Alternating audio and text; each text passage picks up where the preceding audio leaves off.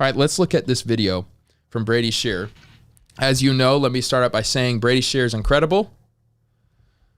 Brady Shearer is a great guy. In fact, a lot of you probably only found out about me because of Brady Shearer. So I love him. I appreciate him. I'm going to be biased in this. This isn't really, I can disagree with him because it's just whatever, but I really agree. And I want to talk about more about the 5 trends that he's noticed, and it's trends that I'm noticing. And some of them I love, and some of them I feel like an old man that doesn't want to change. So here we are. I think it'll be good for a lot of us who are trying to reach the digital world. So he saw 5 trends, and I want us to examine them, and I just want to talk about it a little bit. Sound good? All right, let's go. That I can't get out of my head, and it really crystallized this idea for me. The creator of the video said this: almost all of his videos are frequent, short, and to the point. Nobody wants to watch 15-minute videos that are uploaded once or twice a month anymore. So this is what's so fascinating to me. At its core, that statement is basically pitting the 2 biggest video platforms of YouTube and TikTok against each other. It's the thesis of TikTok, short, more informal, frequent videos, versus the thesis of YouTube, longer, maybe more polished, infrequent videos and publishing. And this goes beyond just YouTube and TikTok now. So now he references Twitter and all these things, and this bothers me. I don't like this. It's saying, this guy is saying TikTok's better, TikTok is superior. Nobody wants to sit and watch something very long. It has to be short and quick and whatever. And I don't think that's fully true. Now, I do know, and Brady makes this case, that that's here to stay. These quick 15-second things, they're here to stay for sure. But goodness, I can't, like YouTube, man, I still love YouTube more. What's weird is I can't get myself into TikTok. As a viewer, I know it wastes my time. I don't know what I'm about to see. There are elements of like, will this be good for my soul or bad for my soul? I'm not sure. It doesn't help me think and process. It's just entertainment. And I think there's a value to it, I guess, but for me, it's not. So I'm not on TikTok as a consumer. But then as a contributor, I've tried a couple times, but I don't know, for some weird reason. Like, I'm a person who has one-liners, and those don't work either. I haven't figured out how to use TikTok, but I've been trying to say, you know what? What if I'm not a TikToker? It's okay. At the end of the day, for me in my position, I am a pastor, and that is my chief job, right? And if you're somebody who's in ministry, who's like serving a local church, I think we have to remember that. And I think we also have to be very self-aware of our own strengths and weaknesses. But here's the problem I have with that. Have you heard of Mr. Beast? Mr. Beast creates these 15-minute long videos once a month, twice a month, and they kill over 50 million views per video. So like that right there shows like that's not true. But we're such an either or world. I even found this about YouTube and everything else. You have to be controversial. You can't say both of these work, then nobody watches. You have to say nobody's doing that anymore, and everybody's doing TikTok. So that I think that is a reality for some people. But yeah, I can't get into TikTok either, man. I can't. I'm trying to. Did the rhyming King just say he's not good at one-liners? Dude, I'm saying on TikTok, it doesn't seem to work for me, but I don't know how to do it. I will say this, one thing that I noticed while I was doing TikTok, I tried to do a bunch in the beginning, and I would shoot with this camera, and so it was really high quality, and I think it actually came across as more of like an ad than just natural native TikTok. So I think part of the reason it didn't work is it was too polished. And that was even my own thing. Personal is more powerful than professional, but I still like when things look nice and look artsy. And I even think Ruslan's talked about this before. Millennials do like it a little bit more creative and look pretty. And Gen Z's like, just give me that iPhone potato camera, which is a big bummer. Yes, TikTok is a mad time waster. You don't agree with what statement? With that, guys? Yeah, TikTok does love phone camera videos. So I know that this is a trend, but I don't think YouTube is like gone. I think you have more than enough examples to show that YouTube works. I actually think in many ways, YouTube is proving that longer form videos work even better. Like podcasts that go on for over an hour. People watch and consume. Going live is great because people can interact. It's very true. The amount of people that are watching my live right now, you actually wouldn't be watching this if I just made it and then uploaded it. Now that's interesting, Byron. So his podcast has gained a lot of subs via TikTok, which is super helpful. I also struggle with TikTok. I don't know how to incorporate it. Now that's helpful. So yeah, Byron, I know that you share, because I'm on Instagram, you share your little 15 to 30 second clips of your podcast. I see what you're saying. You upload that to TikTok. That makes a lot of sense. And that's a great point too, Daryl. Mr. Beast has a lot of younger viewers. I mean, I think the primary audience is those younger than I am. It is weird. Only at 29, I'm still in my 20s. I am like no longer the target marketing audience. Like I do feel like, oh, that's not how we used to do it back in the day. It's so strange. But anyways, I am finding, and I'd be interested in your guys' viewing habits. I'm not on YouTube as much anymore, but I think that was because of my sabbatical. I'm not on anything anymore as much. I'm just not consuming as much, and it's been very good for me. This is a good little, okay. TikTok is designed for the immature crowd, people who want a quick entertainment fix. YouTube can also do that, but as a platform for people who are legitimately looking for in-depth info. I would agree with that. I think, I got to be careful here. I got some great friends that are on TikTok killing it. And so, Brady Shearer in the house. Thing to remember with all the trends is that they're new and emerging movements. Doesn't mean that they invalidate other existing movements. I know, Brady. Come on, Brady. Brady, now that I know that you're here, at least for this moment, thank you for everything you've done for me. You're an incredible guy. Also, Brady is a lot taller than you think, guys. When I met him in person, I was like, oh, you're tall. So anyways. So yeah. So that is a good trend to point out. TikTok is happening. So the question is, as church leaders, how do we jump onto it, right? And so if you are gifted in that, run with it for sure. So I posted shorter 1-minute sermon clips to TikTok and get between 150 and 600 views. That's the other question. I'm trying to figure out, are sermon clips worth it? Do those work? I don't know. I don't know how well they work. They used to work on Instagram pretty well. So, okay, let's look at his trend number 2. Trend number 2. I think it's super helpful. Oops. Sorry. Let me show. Trend number 2 from Brady Shearer. Number 2. Now, if you were born after the year 2000, this may not make as much sense for you, but as a 30-year-old that's been here since the beginning of social, the general behavior for most of us has been, when a new social platform emerges, we join it. Basically, if you were a digital native, you were on all the major platforms. Facebook and YouTube were the earliest platforms that are still with us today, and I'm on both of those. Then came Twitter, I'm on that. Instagram, I'm on that too. Snapchat, before its features were replicated by Instagram and others, yes. TikTok, yes. But I don't see this being the case going forward. Think of it this way. We've now been through at least 2 cycles where the dominant social platform, first Facebook and then Instagram, has lost its number 1 spot. And keeping up with this pace of change is difficult. Basically, what we're seeing right now is social's version of popular music changing over. My parents would say to me, your music is so immature, it's obscene. Okay, I thought this was like an incredible example. Like, I thought this was so good, and that's so true. We would always jump onto everything, but now I don't feel as much of and this is bad, as a content creator, I should feel this desire to jump on every single new platform. Snapchat never worked for me. I could never figure that thing out. But I thought that was such a good example that Brady pointed out, that it is like music.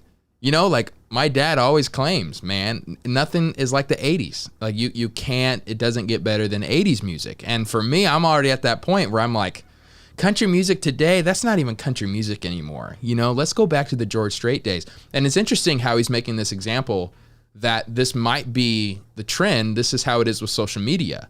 We have so many different platforms. And so it's like, you know what? That new one, I'm fine. I don't need to jump into it. I don't need to consume with it. And that's the question I'm asking myself. Is that what I've done with TikTok? Where I'm just kind of like, But here's the thing that's helpful. If you're a content creator, you should go, okay, what is my objective? Is it to serve people? Is it to make much of Jesus? Okay, just because this isn't as convenient for me, I still need to be posting on this platform because I'm missing out on a whole generation. We see this in church all the time, right? We see churches get really comfortable, they get really successful, Typically, they say a good leader has the 10-10 rule. They lead people 10 years above, 10 years below. So for me, that would mean my church would be 20 to 40 as the predominant age. The greatest of leaders have the 20-20 rule, 20 below, 20 above. So for me, it would be 10 to 50-year-olds, right? If I was a great leader or whatever. And so we have to recognize that with these platforms, we can't get comfortable with just one because it works. We see this in ministry all the time. We see incredible ministries with huge buildings and incredible budgets, and yet there's no young people in there. So we have to be really wise and go, okay, what works here? How can we serve this generation, but how can we also serve the next? And I think that's what it is and I don't have the answer. I'm a hypocrite right now. I am not posting on TikTok, and I know I should, but I love storytelling, I love vlogging, or I love long form content where I get to talk with you, and TikTok does neither of those, at least from what I can tell. And so substance is king rather than volume. Interesting. So Gary Vee would be the guy that says it's all about just throw stuff out there, volume, volume, volume. But I do think people have recognized, wait a minute, I don't think that's true. I know that's true for my own story. When I first started vlogging, I just followed the two people that I followed. I didn't watch much YouTube. I watched two people. One was Casey Neistat. That's why it very much influenced the way I vlog. That's why I did vlogging versus other reaction videos and whatnot. And two was Gary Vee. I just thought he was super helpful on certain things, and he just says, upload, document, upload every day. You never know when it'll happen. Keep shooting your shot. Bro, I've shot 700 shots on my YouTube channel, right? And so it gets exhausting. With what I did during my sabbatical, as I went through my YouTube channel and recognized I need to get narrow. I need to get... Some videos I uploaded on YouTube, I simply did because I was documenting and there was no real purpose or intention. There was no real value. So what I did, I didn't delete those videos. If you go to my YouTube channel, go to the documentary playlist, it'll still show up, but I unlisted them. So you can't just search for them and find them. I think it's really helpful. I think that's helpful to kind of get really laser focused on these platforms. What I have found to help maybe encourage you, because you're thinking, how do I take what I'm making on YouTube and then use it for TikTok, is you do take what's the message you're teaching? How do you teach that on YouTube? Maybe that's more story form, longer content, but then how do you boil it down to something quick? I know I'm not the person who could speak into TikTok because I don't have any success on it because I haven't even tried. I have a great interview with Kevin Wilson right before I went on my sabbatical. Encourage you to check that out on my channel. I actually started doing YouTube and using Facebook and Instagram because I felt called to it. My guideline for all platforms is engagement over numbers. It's so true. I actually think even Brady's a great example for that. Brady, I think he's one of the most, if not the most influential creator for Christian creators online. I think he's done so much. What's interesting though, it's still mad props, man. It's extremely, extremely difficult. But he's not the person who has the most subscribers, right? He has 114,000, which is incredible. I mean, that blows my mind, right? But we do know other Christian creators that have more, that have hit 1 million, right? But the thing that I love about Brady is he goes more depth, engagement, let's really help you here. And so for him, I'm telling you, Brady is making more money and has more influence than a lot of these other people that have way more subscribers. And I think that's a really helpful strategy. Okay, let's go, Luke. There are many doing vlog style content on TikTok, just broken up in minute bits. I need to see how that works. Do you think, Luke, that literally I can take my sabbatical series and just minute clip, so it's a 6-minute video, make 6 TikToks? Or is it still designed for TikTok? I'm not watching enough to know. But I think that's interesting. I wonder if there'll be more and more of a divide. From his point, it's kind of like music. I know my parents' generation, they just stuck with Facebook. They're not trying anything else. I know for us, we did a lot of Instagram and YouTube, and we kind of are hesitant about everything else. Gen Z, TikTok, Snapchat even. I still know some of them. I'm like, that still exists? But it is pretty interesting how it's no longer a gold rush to go to every single thing. People are just kind of settling into what they like. TikTok allows 3-minute videos now? See, I gotta as a consumer, it's just so bad for me. It just wastes my time, but that's interesting. Can you use those clips to lead people to your YouTube channel? That's a great question too. I'm so distracted. I've been pricing out sliders and now I've got to get one. So this slider is called, it's a GVM. It was only, I say only, out of all the sliders I've seen, it's my buddy Jake. Oh my goodness, what's his last name? He has a good church channel. Why am I blanking on his channel name? But I think it's like $200, $250. I hate the like for a second video to find out what happens. Yeah, I'm not on TikTok enough to know, but that's an interesting thing that there are people. So the question is, if you do have a target audience, we've always been saying this, you have to ask the question, where are they at? If you want to reach your, boomers, let's not invest in TikTok. It's not Jake the Snake. It would do better if you posted natively, but you can definitely recycle content. So do they use music? Like, can I use Epidemic Sound? Like, what do you mean natively? I actually use TikTok to guide people to my YouTube and Instagram. Everybody check out her TikTok and let's see what she does. Maya's a great person. That's great. Okay. So, let's go to his trend number 3. Trend number 3 I thought was really helpful as well. Trend number 3. /giving. By the way, we use his giving platform and it's really great. So check that out too. Let's continue now with our social media trends. This is number 3, and if you've spent any amount of time on TikTok, you're certainly familiar with creators that split their content up into multiple videos. And they'll end a video saying something like, continued in part 2. And it's not always the best experience for us as users, especially when you never get resolution on what the original video was all about, but it is effective at getting people to engage with more of your content. There's a better way to do this though, a series. TikTok released this feature. So I totally believe in this. This is actually something that I started doing. If you notice, I literally called it the sabbatical series. And I'm at that point where I filmed maybe enough to where I can make a 4th video in that series, kind of explaining what God taught me during my sabbatical. So I'm working on that right now. But that's kind of like my mentality going forward, is when I do documentaries, I want them to be a series. And so each series has its own intro, it has its own theme. And so if you're bought into video 1, you're gonna be waiting for video 2, or if you enjoy video 3, in theory, you're gonna go back to video 1 and then 2, right? And so I've been trying that concept. I just started that right before my sabbatical. If you don't know, if you're new to this channel, I took some time off from everything in July with all things ministry and YouTube. It was a great time. I would love to answer any questions you may have about how to do sabbatical, what I learned from it. But anyways, the sabbatical series was super helpful for me because as a creator, it really kept me laser focused on what the purpose was. It kept me laser focused to understand, okay, here's my directive. And I think it helped the channel, the people watching, understand and kind of feel like they're in on the story. And what's super helpful too is there's a lot of times when you're vlogging, when you're creating videos, you can't cover everything right away. You can't cover everything in one video. And so a series helps you go, oh, it's okay. I don't need to rush this. I just need to zero in on one main idea. This video doesn't have to be 15 minutes. It can now be 8. So it's been really, really helpful for me to understand the power of a series. Now I'm in a problem though. What series do I do next? So that's the issue. But I think once you figure out what that next series is, the video ideas start coming. And so people have been doing this for a long time in the how-to tutorial world,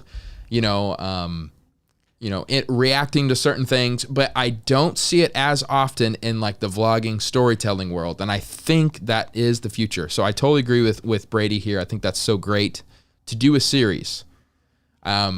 And then make sure you go back into your cards on YouTube and make sure you keep saying, okay, watch the next video at your end screen. Don't have them suggest the next video. Have them do, okay, now watch part 2. So I feel like I made a few mistakes on my sabbatical series. I want to do differently next time. Like you'll notice Mr. Beast, when he references other videos that he's done in the past, he literally shows the thumbnail. And so if I would have done sabbatical series, edited it again, I have reference in each one about the last video. I should have just popped up the thumbnail. So there's even more, okay, I'll go look for that on his channel. So little things like that I think are really, really helpful. And I think that's a really, really good tip for him to use. Okay. Church front. I thought church front and I thought, am I wrong? So I didn't say it out loud. Check out church front. He has a great video on which on slider to use. I actually met Jake from Church Front the same time I met Brady, and it was at a Sean Cannell event in Las Vegas. Name dropping, and it's also when I met Justin Koo. To do the series. I actually think for those of you who are interested in storytelling, it'll be even more empowering for you. And then your whole life, like when you're making them, you're kind of thinking in terms of that series. And we preachers know this, right? When we make a series, it kind of you like immediately almost have 4 topics to talk about because you've established an overall theme. And so pastors have been doing this. He makes this point. Pastors have been doing this a long time. It's really helpful to do it on your online presence. I know that TikTok does that a lot too. Okay, let's look at trend number 4. Rhythm elsewhere. Moving on to social media trend number 4. This one is truly wild. So, for the last 100 years or so, the following statement has been true for most people. Those that are geographically proximate are also ideologically proximate, meaning you likely share more in common with your next door neighbor than you do with someone across the country or across the world. But the internet inverts this. Okay, because now many of us find ourselves ideologically closest to people hundreds or thousands of miles away, while we very likely might be ideologically opposite to our neighbors or family. Okay, this is huge. This is like the biggest ministry tip. Okay, I thought this was incredible for him to make this distinction. It's something a lot of us have kind of known inherently, that we've kind of experienced, but for him to spell it out this way is huge. As a pastor, for me, I think it's really helpful to, when me and Pastor Caleb talk about our culture and our people, it really is fractured because people live in totally different worlds. The algorithm has served them totally different creators, totally different thought leaders, if you want to call them that. And so we as pastors have to have these deep conversations with people and say, hey, let's talk about, who are you listening to? What is your belief on this? What is your belief on that? Because it is pretty incredible. Just because I'm in Queen Creek, Arizona, doesn't mean that all people in Queen Creek think alike. That's totally not true. And so part of that's encouraging as a content creator. What's been amazing for me, creating Christian content, talking more about the side of church planting and trying and failing, I've been able to really find a ton of like-minded people all throughout the world. Like literally, it's been an incredible experience. But with that, something that has been frustrating for me as a pastor, I thought when I would make these videos, it would automatically serve my congregation and help my church grow. And that hasn't been the case. How come? Because even if I'm talking about things that would help bless my city, the algorithm's not serving the viewers. Oh, this creator's from Queen Creek. Let me show you, hey, Queen Creek person, let me show you this creator from Queen Creek. It can care less. It's all about, the ideology. And so the people I want to reach the most are not searching about Jesus. The people that I cry for the most and pray for the most in my city will not randomly stumble upon one of my YouTube videos. And that's why it's really important for you to have an ad strategy. That's why it's really important for you to recognize you need to pay money to target your city, or else your city will probably never actually see your stuff. So that's super helpful. I also think we need to think kingdom here when we're building online. It should never be just to build our own local church. We need to be building the kingdom of God. I said a couple weeks ago in a sermon, one of God's greatest gifts to me in my life to build my character is to learn the joy of growing fruit on other people's trees. It's been incredible. There's been so many times where I feel like I impacted people. And then I've gotten emails in the past. Hey man, thanks for your influence. Just got baptized at this church in California. Hey brother, that message changed my life. Just got baptized at this church in Florida. Right? And it's like, in theory, that could have been my baptism, right? That could have been a light bulb at my church. But it's like, okay, no. This is for the kingdom of God, right? What we're doing when we sow seeds in ministry, it's eternal. You cannot see with your eyes. And with YouTube, we do have this beautiful opportunity to bless people all around the world. So, but as a pastor, just know, if you're watching certain content online, that does not mean your people are watching the same thing. In fact, it's very likely that half of your people are watching something that is so polar opposite. And the best communicators are able to put you in a narrative, to shift the narrative and make their world make sense. And then when they hear your labels and your categories, it throws them off, right? The stuff that I watch, I never thought a word like social justice was bad. I just thought, well, let's think about what that actually means. Yeah, God believes in justice, but there's a whole world online that the algorithm pushes that it's evil. And it's like, when I first started talking about it, I never knew about that world. So I was shocked when people got angry, and I'm like, I'm just talking about like James. I read James 1 this morning. Like, we care for the widow and the orphan. Like, what? Oh, you're in a whole nother ecosystem. You have been trained that these certain phrases are evil. So what I've learned to do is go, okay, what do you hear by this phrase? Because I don't want the phrase to stop you. I want biblical truth to take root. And so maybe I use a different phrase. Just hear me out for the meaning. That's why I have a book coming out called Slogans Are Broken. But it's really helpful for us to understand that, right? And even great people can hear the same phrase, and it's interpreted differently because the internet world has trained them. One side shows how great it is, the other side shows how evil it is, and so we have to stick to truth. Did you notice any shift in your reach from local to global when you shifted from vlogging to live streaming and talking about leadership?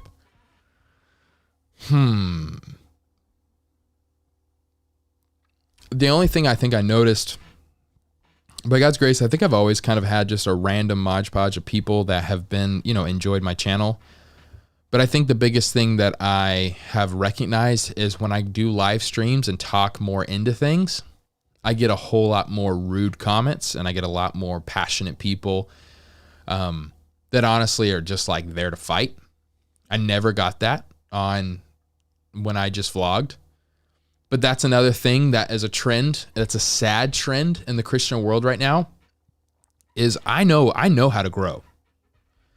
I know what to do if I wanted my channel to blow up, but I just wouldn't be able to sleep at night. And it's talking bad about other Christian creators.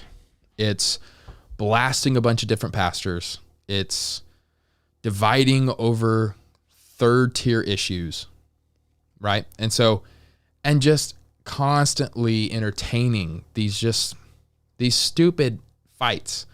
That makes you do really well. I just saw somebody the other day, his channel's blowing up.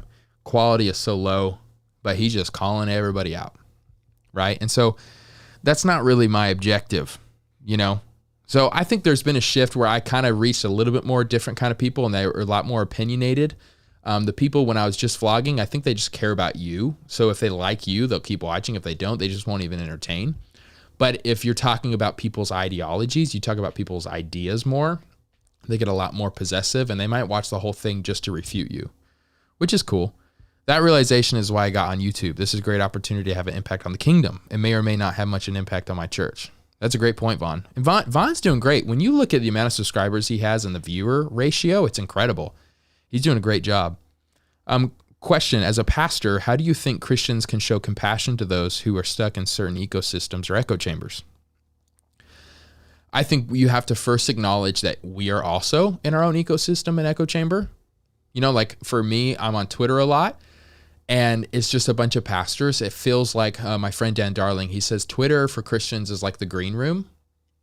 And in other words, like you're not actually out in the audience with your people. You're not actually with your congregation. You're just the cool people in the green room kind of talking about philosophy and just these higher ideals and stuff. But you begin, if you're just always listening to the green room, you're going to start talking about problems that your people actually don't even have. Right? And so what's interesting, I think lazy pastors and communicators, they don't do the hard work. I love Eugene Peterson. He says the 3 primary jobs of a pastor are to pray, to preach. And most people say, yeah. But he also adds to listen. Later, David. He also adds to listen. And I think if we listen to our congregation and we don't come trying to just like win the day, we just say, what is your perspective on I hear these phrases thrown around a lot. Here's how I perceive them. How do you perceive them? And a lot of this work is done locally. A lot of this work is done where on YouTube, no matter what, I know it's going to trigger somebody. I know I have to speak from a certain worldview, and other people will misinterpret. and they won't give you the time of day. A lot of my videos, like even the video I made about Pixar, the movie Soul, people were just so angry. And I'm like, if you watched the video, like you would have been like, oh, wow, you're so kind. I'm glad you took this position. But because of how I titled the thumbnail, they immediately were like, man, you're a Christian who just, you don't like anything fun. Pixar, that's a fun movie. I literally said it was an enjoyable movie, right? But people just see it and blast you. So I think listening, I think having really smart questions and start observing and hearing people out. I think eventually if you just sit and listen, too many pastors, including myself, we talk too much. If we just listen, people will bring up their problems and bring up what's happening within the depths of their soul. And so, I think that's really helpful. And I'm trying to do a better job at that. How can I listen? How can I take people out to lunch, to dinner, just see what's happening in their life? For example, a lot of pastors, a lot of leaders that I follow are really good. I wasn't watching in real time. My retracted comment wouldn't make sense. Okay. A lot of pastors I listen to, like one guy I just love, I think they're great, like is John Tyson in New York City and John Mark Comer in Portland. I have to recognize, even like in Queen Creek, that's not as much of an issue. Like I think more of an issue that my people have are trying to earn their salvation and trying to be good enough. And, like Galatians is a book that would just be so good for my people. But if I get caught up in what they're teaching, which is great, and I think some people are struggling with it in my church, I would assume my whole church is deconstructing. But you have conversations with my church, they're not. But some people are. So it's good to know, okay, of my congregation, what are they dealing with? I'm not going to do a series on something or really narrow in on something if it's not an issue for my people. And so I think that's really helpful. That's a great question. Thanks for asking that. I think that was such a great leadership tip from Brady, to recognize that we're listening to different voices. And so I think that should give us compassion, but I think it should also give us wisdom. And I think it also, what I like to do, and people don't go on my Twitter likes, because I actually like things I don't agree with.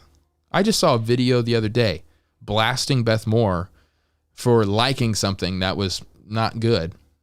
I like stuff all the time because I don't want the Twitter to show me what I like. I want to hear people's voices that I disagree with. And literally on Beth Moore's bio, she says my likes are not endorsements. Like I like to interact with people. So I am intentional in the videos I watch videos that make me mad, but I don't want to be watching stuff that just totally makes sense in my world. So let's see what Tim always has some wisdom here. Let's see. 2020 helped me learn that some things are better discussed than declared. So it makes picking topics difficult when things that feel super important to me are better discussed in person. That is a struggle on YouTube for sure. I think that's why, and I love that you just went live. I think even going live has that disposition of let's discuss. You'll notice, I think what would be cleaner is for me just to keep talking and not interacting with your comments here, right? It would be a lot more, less distracted. It would just be, okay, it would be a shorter video. This is going to be like an hour long. It could have been 10 minutes. But I wanted this to be a discussion. I want to invite people into this conversation, and maybe you're going to help me where I'm going to go. So I think going live is helpful, but that's so true. Even stuff you say from the pulpit, like I know it's like, oh, that can be misinterpreted. But now this sermon's going to go forever because I have to keep explaining my explanations. And so it's a difficult time to live in. And Brady goes on to share how, if something happened in the 90s, he gave a vaccination as an example, we would all kind of have the same opinion because we all read the same newspaper. But you don't know if that person listened to, I'm so out of the news world, I'm terrible at this. But, somebody listened to some crazy far left or maybe a moderate or somebody far on the right or a Christian or a non-Christian. Or you don't know who they're listening to and how they got their information. And so I think we need to have compassion, though, and recognize people have full-time jobs. They're trying to live their life. They're trying to care. They read something. It makes sense to them without really further thinking it through. Some of us, our school system, we're taught what to think, not how to think. So we see something, they create a whole narrative, and if you just answer yourself and accept the narrative, what they said completely makes sense, and you just say, yeah, that guy's right, and you move on. And so it's a scary thing to do. So we have to make sure we don't do that as communicators as well. hopefully I can bring up something in culture that folks should be aware of before they get caught up in it. That's a great point too. That's great. And because I think there's another argument to be made. On one side, local doesn't really mean anything, but on the other, because we're so caught up in social media, we're becoming a monolithic culture in the sense that like Queen Creek can be very much like New York City. You just don't know what they're watching. It used to be before, there's no way those would be similar. But now, because all the options are on the table, we're all being informed by the narratives and the stories that we see online. It's very, very real to have New York influence here in Arizona. So you just never know. So it is wise to say, okay, people are dealing with this, a couple states over. It probably means there's already people in my church dealing with it now. Okay. You guys like the slider? I think it's cool. Yeah, help yourself with your perspective. All right, let's look at his trend number 5. Again, shout out to Brady Shearer. Oops, I've been doing this. There we go. Here we go. Finally, the last trend for this video. This isn't a new trend. It's one I've seen recycle itself, I don't know, at least a dozen times now it feels. The thing is, we've hit the point with TikTok now where it's not as easy to see breakthrough growth as it once was. If you'd watched any of the TikTok videos I published a year or more ago, you would have found me pleading with you to jump in now because there was so much opportunity and so much to be gained, but that it wouldn't last forever. And this reminds me of a cycle I see with virtually every social platform of prominence. And if you're trying to grow on social and you're not seeing traction, this may be the reason. This type of thing can happen to anyone, but in my experience, it is especially prevalent amongst churches. Here's how it goes. First, a new platform gains influence, usually with young people, because it's doing something different. Next, people criticize the new platform and label it a gimmick. We did this with Instagram. Isn't that app just for taking pictures of food? We did it with Snapchat. Why would I post content just for it to disappear? We did it with TikTok. Isn't that app just for dancing? And then, while skeptics are busy criticizing, others take advantage of this amazing new opportunity. They build an audience, build influence, connect with people, and then finally, as this platform matures and evolves beyond its original gimmick, the same brands and people, churches and church leaders that once criticized it, create accounts and eventually complain about how hard it is to grow on social because it's just too saturated. That's incredible. I thought he just explained the whole cycle of life, right? That's so true. And I have to admit, man, I tried TikTok a little bit. What happened is I was actually using music from Soundstripe and it looked like it was all licensed, but then TikTok ripped it off. They took all my audio off. So all these videos that did pretty good were just silent. And I was so mad about that. But it's interesting that now he's saying it's harder to get bigger on TikTok. So his encouragement is there's probably going to be something else coming out. So let's learn our lesson. We didn't learn it with Facebook. We didn't learn it with Instagram. We didn't learn it with Snapchat. We didn't learn it with TikTok. Didn't learn it with YouTube. I started YouTube in 2017. If I had the same strategy but did it in 2012, I'd be killing it right now. It's just about the timing. It's about saturation of the market. And so it is difficult now, apparently, to really make it on TikTok. And so the question we have to ask ourselves is, okay, I learned some lessons here. The next one that comes out, I'm committing. I'm committing. So I think that's a helpful principle for us to think through. And if you are interested, you could join my Patreon. The link is in the description. I have 4 different tiers. I have a silent partner where you're just $3.33 a month. You're just saying thank you. But the $10 a month is a ministry partner. And so a ministry leader, where we go on Zoom at least once a month, usually twice a month, and we just talk about ministry strategy, things that we can work through. But then $20 a month is your content creator tier. And I give you access to my Value with Video course, and it's over 39 videos just kind of explaining different strategies, how I do ads, how I make my welcome plan your visit video, how I decide, okay, what kind of content creator are you? Are you a podcaster? Are you a storyteller? Are you a reactor? All of these different things. It's been super helpful for our community. And we also go on Zoom twice a month and just kind of chat talk latest strategies. And what's been great about our group is we have people like Kevin Wilson. He tried TikTok right when it kind of started, and he's huge now. He's got like 300,000 followers and doing great stuff. And so it's great to have these conversations in community. What are you trying? How's this working? And so my community is incredible for that. What about Clubhouse? That's another new platform that has had a bunch of hype. I haven't heard about Clubhouse nearly as much lately.